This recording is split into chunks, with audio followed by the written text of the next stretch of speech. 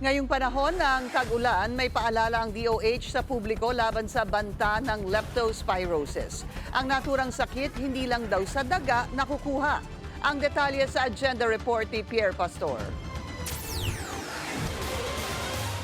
Bumaba na ang kaso ng leptospirosis sa mga pampublikong ospital sa nagdaang ilang linggo. Nagdeklara na rin ang NKTI ng zero leptospirosis admission. Pero heto na naman ang ulan. Siyempre kasunod nito ay pagbabaha sa maraming lansangan. Kaya muling nagpapaalala ang Department of Health. Hindi lamang sa ihi ng daga nakukuha ang leptospira na sanhi ng leptospirosis, maging sa ibang hayop gaya ng aso, pusa o baboy at iba pang apektado ng sakit na ito.